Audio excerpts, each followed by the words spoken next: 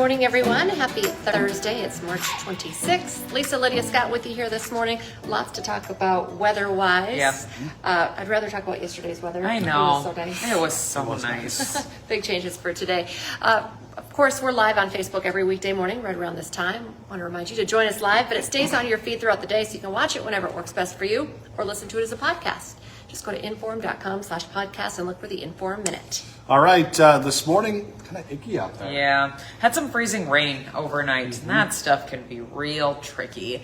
Works in our favor that we've had a little mild stretch here where our road temperatures, our surface temperatures have really warmed up. We were in the 50s yesterday. So as that freezing rain was falling, it wasn't necessarily freezing onto the road.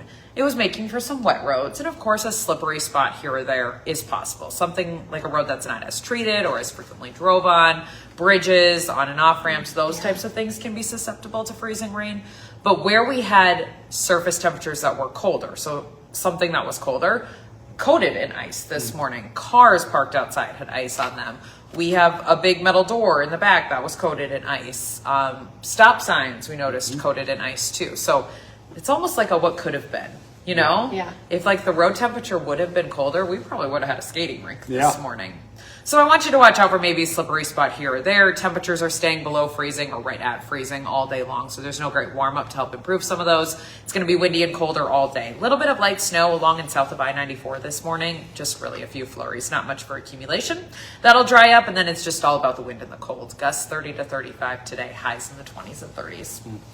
Far cry from what we had yesterday, at least in the south. The north you had 20s and 30s, but in the south there were 50s and 60s and it was nice. And I crave more of it. Headed into tomorrow, a few flurries floating around in the morning. Breezy and chilly tomorrow. Highs once again in the 30s. We'll wake up in the teens. With the wind, I wouldn't be surprised if there are spots with wind chill values sub-zero tomorrow morning. There were this morning, so that's a possibility as we wake up for Friday. We'll get more spring-like feel as we go through the weekend. Wind turns to the southwest and picks up a little. It's about 10 to 20 miles an hour through the weekend, which is what I like to call noticeable. Like if you're out and about, you might be like, oh, it's a little bit breezy, but it's not crazy windy. Might have a napkin like fly off a patio, something like that, but not like lofted. Okay. With that wind turning to the southwest, that's what's bringing in our warmer air. And so we're seeing our temperatures rise through the weekend. 40s near 50 on Saturday, 50s near 60 on Sunday. I always say that you can't hate on a southwest wind if you want it to be warmer because that's what's bringing in the warmer air. Today's wind, tomorrow's wind, you can complain about that all you want. That stuff's not doing us any good. Sending in colder air. Yeah. Next week, we dance between the 40s and the 30s, looking a little bit cooler around the middle of the week and a little more active next week. Jet stream turns to the southwest. So think big picture, not just wind down on the ground, but like big picture upper flow. That'll bring in a little more activity, tends to feed in some systems from the southwest, and we'll watch for a wetter pattern into next week with some shower chances. This time of year, it could be rain, could be snow, could be freezing rain like we saw this morning. Yeah. The fun of March, early April just keeps on keeping on. So we'll watch for some more activity into the middle parts of next week.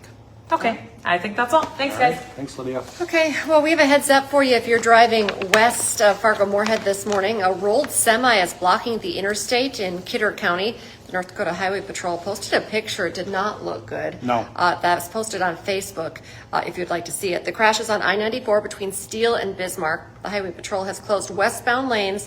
They say multiple vehicles were involved and there were injuries. It's unclear right now if ice or wind played a factor in that crash. We're also learning more this morning about a garage fire at Double B Honey. That's north of Park Rapids. When firefighters got there Wednesday afternoon, the detached garage was already up in flames. The owner says they were boiling maple syrup when grass and leaves caught on fire and ignited the building. The fire department says the garage is a total loss, plus a boat and a car were inside of it.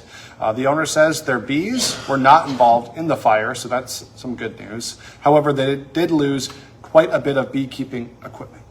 A man was flown to a Fargo hospital after a four-wheeler crash in Richland County. A 31-year-old man crashed his four-wheeler into a tree Wednesday evening at the Sandhills. He lost consciousness before first responders arrived and had to be flown by Sanford AirMed. He's also facing a charge of driving under suspension. We are working to learn his name and the extent of his injuries.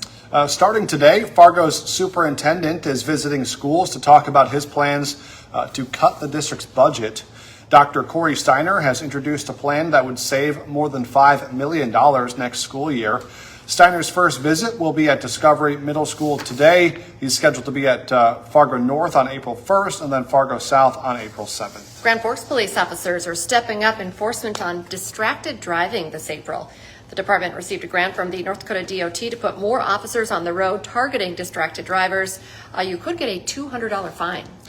All right, if you lost a large amount of money in East Grand Forks, police are looking for you. Officers posted on Facebook saying someone found a significant amount of cash in the city earlier this year. Now they're trying to track down the rightful owner. If you think that money could be yours, you could call the police station or stop by the police department.